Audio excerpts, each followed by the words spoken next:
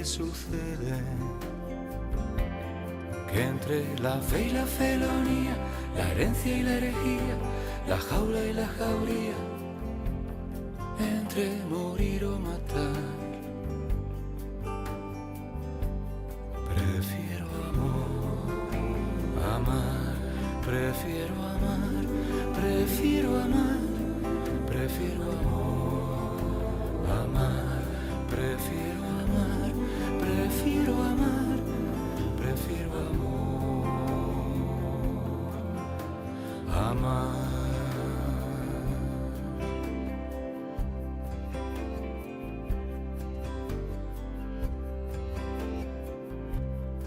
Hola, ¿qué tal, amigos y amigas? Bienvenidos a una octava sesión de Respondiendo Comentarios de TikTok.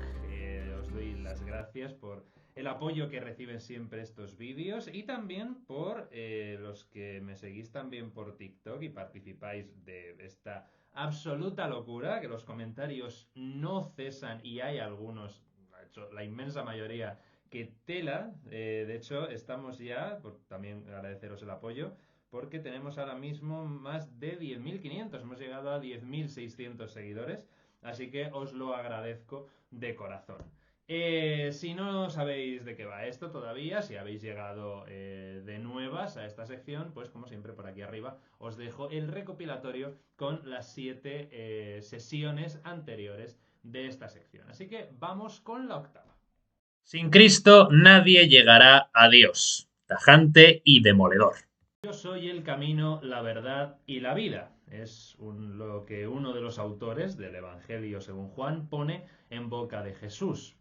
Pero un repaso por la historia religiosa de la humanidad, que tampoco tiene que ser muy profundo, desmonta esta afirmación por completo, porque han sido miles de millones de personas las que han llegado a lo que llamamos Dios y claramente no han pasado por Cristo. Es más, hay millones en el mundo hoy que siguen haciéndolo y que tampoco necesitan a Cristo para lograrlo. Claro, ante esta evidencia abrumadora de la realidad geohistórica y humana, solo caben dos reacciones: o negarlo y afirmar que las experiencias del absoluto que han alcanzado y alcanzan todas las personas fuera del cristianismo no son tales, o bien retroceder y analizar ese comentario desde una perspectiva más amplia, entendiendo muy bien lo que queremos decir cuando hablamos de Cristo, lo que significa sin Cristo, lo que implica llegar y lo que entendemos por Dios. Entonces es significativo que cuando hay que extremar el cuidado de las palabras, como en cuestiones espirituales, es precisamente cuando más a la ligera nos las tomamos. En el siglo XIV a.C. no existían los judíos. Abraham no fue judío, Moisés tampoco judío, viene por ser de la tribu de Judas. Sin Jesús no tendríamos monoteísmo. Estuve hablando en su momento por TikTok con Amador y defendió a capa y espada que antes de Jesús no había muestras de monoteísmo, pero eso no es cierto. En el mismo siglo que menciona, el 14 antes de nuestra era, el faraón Akenatón ya da muestras de monoteísmo en su sistema religioso. Amador dice que en ese siglo no existían los judíos y que Abraham no fue judío y Moisés tampoco. Y tiene razón, hasta el punto de que no hay pruebas de que Abraham o Moisés hayan existido. Pero eso de que sin Jesús no tendríamos monoteísmo es pasarse. La primera declaración monoteísta de la Biblia hebrea la encontramos ya en el Deutero-Isaías, que es del siglo VI-V antes de la era común, y en toda la literatura apócrifa judía de los siglos IV y III hasta la época de Jesús, que mamó el monoteísmo desde pequeño y que continuó después de él hasta hoy. Por no hablar del Islam, del noajismo, del sijismo, de la mayoría de corrientes del hinduismo, del zoroastrismo y de todos los sistemas religiosos bien monoteístas, bien con tintes monoteístas, que no necesitan para nada a Jesús. Decir que el Corán es una copia, un corta y pega de la Biblia. Todos los profetas del Corán estaban en la Biblia 5.000 años antes. Cuando Jesús nació, hacía 5.000 años que Jehová era adorado por los judíos. Decir que el Corán es una copia, un corta-pega de la Biblia, es muestra de no haberse leído el Corán, y han sido muchísimos los que lo repiten. Sí, hay cosas que el Corán toma de la Biblia hebrea, sobre todo de la Torá, pero decir que es una copia y un cortapega es generalizar mucho y mal, porque hay elementos que vienen de la Torá, pero sin embargo tiene algunos detalles que cambian. La relación entre el Tanaj, la Biblia cristiana y el Corán es un poquito más compleja. Pero mi parte favorita de estos comentarios es que Jorge insiste en los 5000 años de adoración a Yahvé antes de Jesús. Eso nos sitúa ni más ni menos en el 6º milenio antes de nuestra era. Y además Jorge dice que de la Biblia al Corán pasaron 5000 años y que del origen del culto a Yahvé hasta el nacimiento de Jesús pasaron otros 5000 años. ¡Qué precisión! ¿Pero es real esta medida? Vamos con el primer caso. ¿El Corán está separado de la Biblia 5000 años? No. Los libros proféticos de la Biblia, a los que se refiere Jorge, son en su mayoría del siglo VI y V antes de nuestra era, es decir, en torno al 500-400. El Corán tendría su primera versión oficial con el califa Uthman en torno al 650 de nuestra era. Así que, siendo generosos, hay una separación que no llega a 2000 años, que está muy lejos de los 5000 que defiende Jorge. Y respecto a la otra distancia, ¿es verdad que cuando nació Jesús a finales del siglo I antes de nuestra era, los judíos llevaban ya 5000 años adorando a Yahvé? Pues difícilmente, porque las primeras referencias que tenemos de Yahvé son del siglo IX antes de nuestra era. Así que no, pasaron como mucho 800 años, no 5000. Si era judío, se refiere a Jesús, ¿cómo que no pertenecía a esa religión? Bueno, decidió hacerse una nueva donde él es el protagonista. Perfecto, Jesús era judío y sí pertenecía al judaísmo, al increíblemente complejo judaísmo galileo del siglo I, ¿no? Del judaísmo en general, del judaísmo tanto de la provincia de Judea como de Galilea y Perea, ¿no? De toda esa región, ¿no? Lo que se ha venido en llamar el judaísmo palestinense del siglo I, pero eso es una referencia, un presentismo, ¿no? Por así decir, porque está tomado, claro, de la región de Siria Palestina romana y luego de la provincia de Palestina del Imperio Otomano, que es lo que más tiempo ha sido. Pero en realidad habría que hablar del judaísmo galileo. Pero bueno, ¿qué es eso? Que el judaísmo de la época en la zona de Canaán era increíblemente complejo. Entonces el comentario de Mohammed requiere de una respuesta concienzuda que sirva como respuesta de ahora en adelante para aquellos que nieguen que Jesús era judío. De hecho, creo que voy a coger un clip de esta parte, ¿vale? Y lo voy a poner en otro vídeo aparte para explicar por qué sabemos que Jesús era judío. Y que formaba parte del judaísmo del momento, lógicamente. Primero, Jesús aparece en los evangelios como un judío practicante, que se atiene a las principales prácticas religiosas de su pueblo sin discutirlas. Frecuentaba habitualmente las sinagogas, centros de culto y enseñanza del judaísmo de su entorno, predicando de forma continua y respetando y visitando el templo en las fiestas anuales. El reino futuro que predicaba tendría en su centro un nuevo templo sin ninguno de los defectos de su presente. Durante el célebre incidente del templo, Jesús en ningún momento abolió ni puso en duda el culto en sí, sino los abusos que se le habían ido uniendo con el tiempo y que podían corregirse. Segundo, no hay ninguna prueba histórica de que Jesús quebrantase en ningún caso la ley mosaica, sino todo lo contrario. Se adhirió tanto a la ley cultural como a la ley moral, afirmando la validez salvífica de la ley en su conjunto e incluso profundizando en ella e interpretándola de la manera más exigente, como buen filofariseo que era. El llamado documento Q, que sirvió de fuente para los autores de Mateo y Lucas, al conservar dichos de Jesús, transmite que éste afirmó: más fácil es que pasen el cielo y la tierra que caiga un solo ápice de la ley. Es decir, antes se destruirá el mundo que deje de cumplirse el precepto más ínfimo de la ley. Entonces Jesús aquí es un defensor a ultranza de la ley de Moisés como el más puro de los fariseos. Tercero, si Jesús hubiese quebrantado la ley de Moisés y hubiese ordenado a sus seguidores hacerlo, no se explicaría jamás por qué los primeros cristianos seguían observando la ley escrupulosamente. Los modernos autores judíos que estudian la figura de Jesús y que conocen mejor que nadie el fariseísmo de la época y el rabinato posterior de la Misná y el Talmud afirman con total rotundidad que no hay un solo caso en los evangelios en el que Jesús aparezca quebrantando la ley. Vamos a tomar los ejemplos más importantes y discutidos. Primero, las curaciones en Sabbat no eran consideradas trabajo en la época, así que Jesús no quebrantaba nada curando. Los observadores hostiles descritos por los evangelios consideran inquietante el comportamiento de Jesús, pero nunca lo tachan de ilícito. En el mejor de los casos sería algo que estaba en discusión y que podía ser considerado o no como trabajo. Lo único que está haciendo ahí Jesús es algo típicamente rabínico, que es escoger entre dos mandatos en conflicto: la necesidad de salvar la vida y la obligación de guardar el sábado. Porque otros rabinos hicieron y enseñaron lo mismo.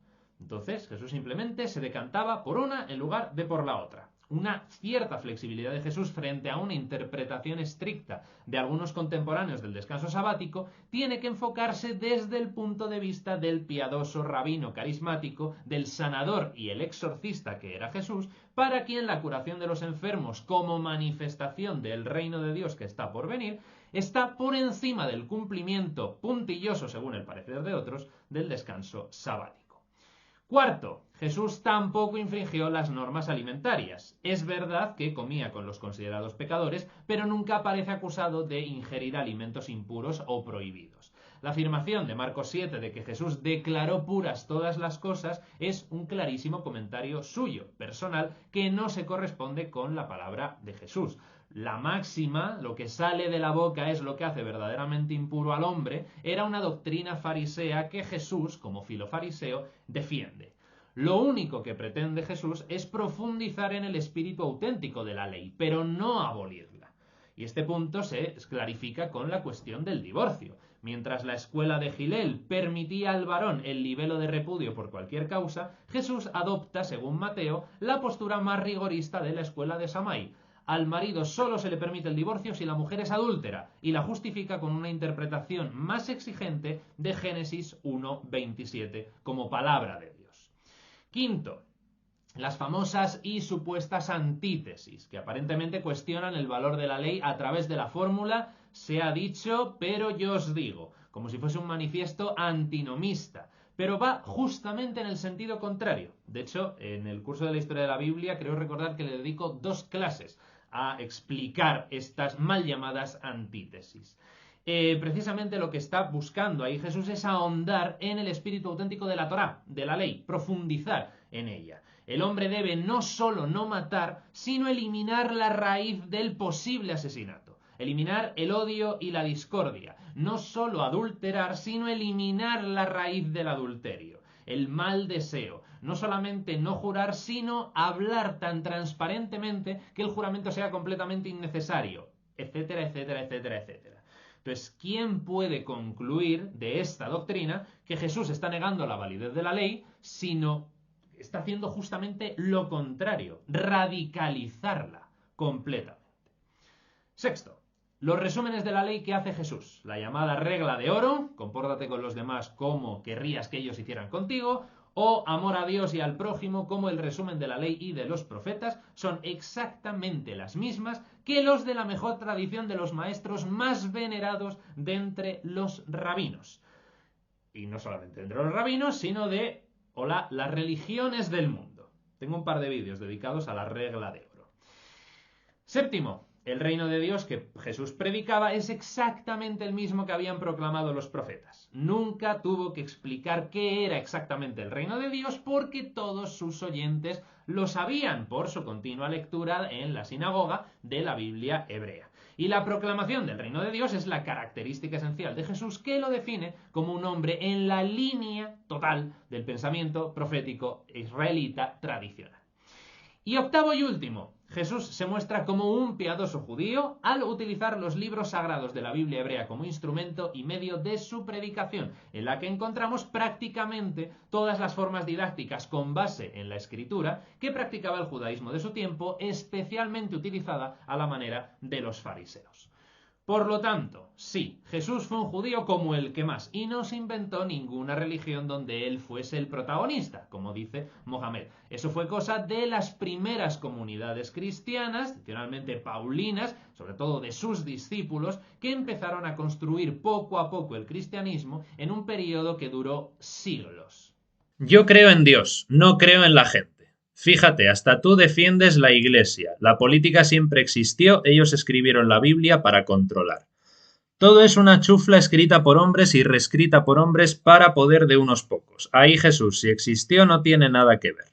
Lo de creer en Dios y no creer en las personas me parece de lo más triste que he leído en TikTok. Pero bueno, eso es una opinión personal. Dice Mario Miguel que hasta yo defiendo a la Iglesia. Y lo dice, ojo, porque en el vídeo que está comentando, que es el que dediqué al libro de Enoch, doy las razones por las cuales la Iglesia no lo incluyó en el canon veterotestamentario. Pues eso, según Mario Miguel, es defender la Iglesia. A mí, que me lo expliquen. Luego, lo de que la política siempre existió, creo que nadie lo discute, y menos mal que ha sido así. Pero lo que me interesa es la última parte del comentario. Ellos escribieron la Biblia para controlar. Lo mismo dice Cabezabote, que todo es una chufla para poder de unos pocos.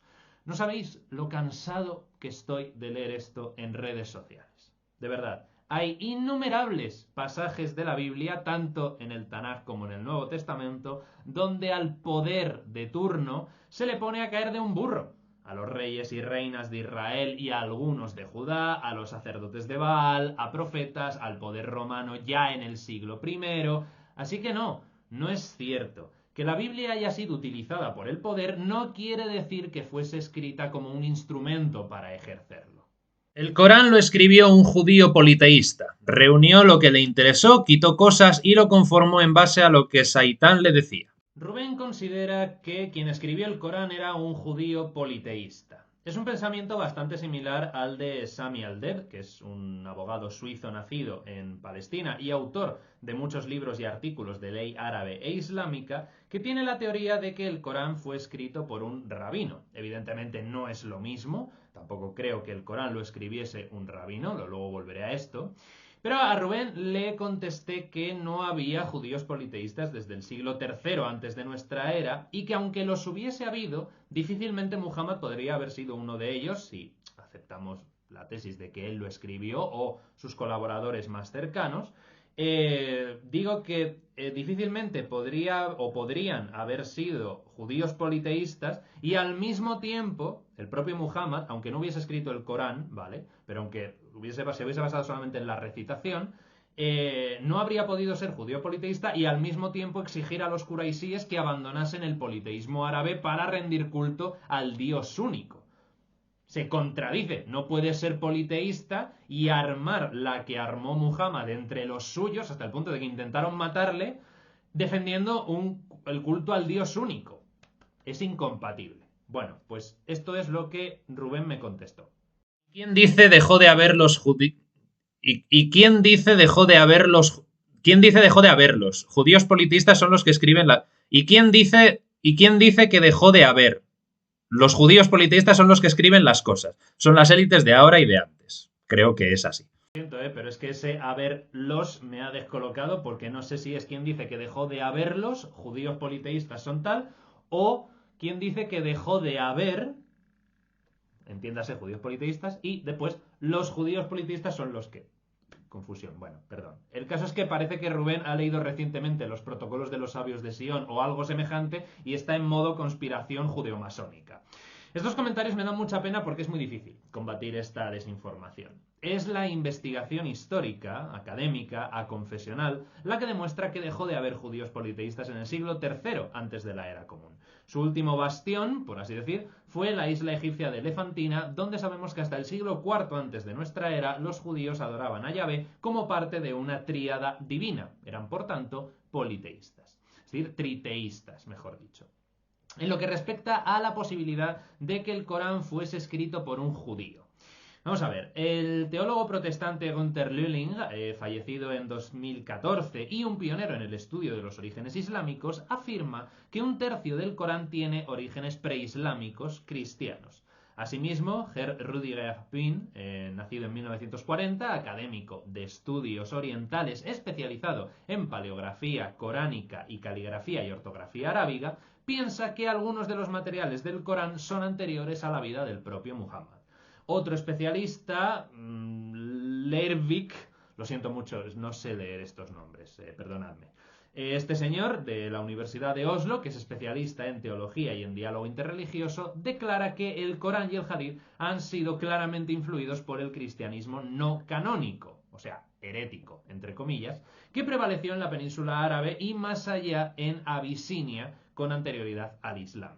Y es cierto, y sobre esto hice ya un vídeo, de que al observar las narraciones de Jesús que se encuentran en el Corán, algunos relatos y algunos temas están en fuentes cristianas preislámicas, como los evangelios apócrifos de la infancia. Entonces, mucho material coránico sobre, por ejemplo, la selección y educación de María es paralelo al protoevangelio de Santiago. El milagro de la palmera de dátiles y la corriente de agua lo encontramos en el evangelio de Pseudo-Mateo.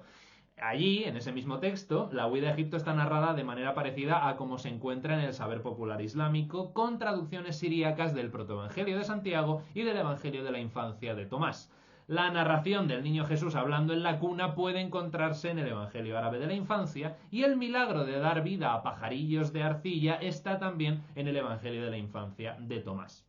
Además, varias narraciones se basan en leyendas judías del Midrash Tanhuma, como la de Caín tratando de enterrar el cuerpo de Abel en la Sura 5:31.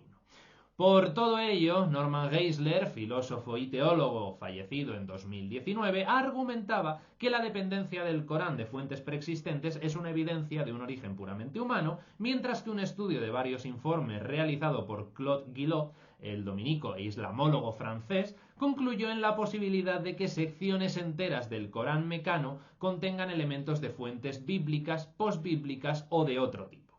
Hablo del Corán mecano, que sería la parte más antigua del Corán. Ya sabéis que el Corán se divide en las suras mecanas y las suras medinesas, dependiendo de dónde se produjo la revelación, ¿no? Pero si sospecháis de la neutralidad de cristianos hablando del Corán, que es cosa lógica porque yo también lo hago, que no sé hasta qué punto pueden ser lo suficientemente honestos, entiendas el término, pues tenemos como refuerzo de sus tesis, y barro para casa, al grandísimo Julio Trebolle, nacido en 1943, catedrático emérito del Departamento de Estudios Hebreos y Arameos de la Universidad Complutense de Madrid, donde también ha dirigido el Instituto Universitario de Ciencias de las Religiones, ha presidido la Sociedad Española de Ciencias de las Religiones y ha formado parte del equipo internacional de edición de los manuscritos del Mar Muerto. Vamos, que este señor es todo un referente y todo lo que podáis leer de él está bien. Y el señor Trebolle, en su libro titulado Historia Mínima de la Biblia, que recomiendo vivamente, dice, y cito: el estudio de la literatura apócrifa judía y de escritos hallados en Qumrán contribuye a reconocer hilos de tradición bíblica que conducen al Corán, del Testamento de Salomón, por ejemplo, a las narraciones coránicas sobre Salomón de 21:82 o 34:12-14, o de los escritos parabíblicos y apócrifos en torno a las figuras de Adán, como el Testamento de Adán, Enoc, Noé y Abraham, a numerosos textos árabes que se refieren a estos personajes bíblicos. Pero, aunque esta influencia es notable, palpable y evidente, eso no quiere decir que el Corán lo escribiera un judío, porque en tal caso no se explicaría por qué Muhammad trató de ganarse a los judíos para su causa y al rechazarle los condenó. Así que lo que sabemos es que Muhammad era un árabe en origen, politeísta como todos los demás, que quiso recuperar lo que creía que era la fe de Abraham después de haber tenido una experiencia religiosa. Lo que quería recuperar era, vamos a llamarlo, una suerte de monoteísmo puro, y para ello hizo uso de los relatos de judíos y cristianos árabes que ya estaban firmemente establecidos y compartidos. El pueblo árabe no tenía de eso. Pero claro, de ahí a ser él mismo un judío va un trecho muy grande. Y además sabemos también las tribus judías que había en la Arabia preislámica, y definitivamente la tribu de los Quraysh, de la que nació Muhammad, no lo era. Y con esto doy por oficialmente terminada esta octava sesión de Respondiendo Comentarios de TikTok, que es maravilloso, es una sección que me encanta hacer. No dejo de recibir estos comentarios. Ahora ya sé además contestar a los propios comentarios con un vídeo que también os voy subiendo por aquí, pero el material no cesa, son decenas y decenas de comentarios todos los días. Me dice mi padre que necesitaría a alguien aquí, porque me quita muchísimo tiempo, entonces que alguien me contratara a alguien para que vaya filtrando estos comentarios. Pero la verdad es que, oye, lo disfruto muchísimo y espero que los vídeos que salen de aquí, espero que también os gusten. Así que muchísimas gracias por haberme acompañado una semana más y nos vemos la semana que viene, que ya va a ser Navidad. Así que no lo sé, no sé qué vamos a hacer esa semana, no sé qué vídeo. Si tenéis propuestas, pues adelante, dejádmelas en los comentarios, porque la verdad es que no se me ha ocurrido nada todavía, así os lo digo. Así que, oye, si queréis que hable de algún tema en concreto, me lo dejáis en los comentarios. Muchísimas gracias y nos vemos la semana que viene. Cuidaos mucho y como siempre, Ultrella.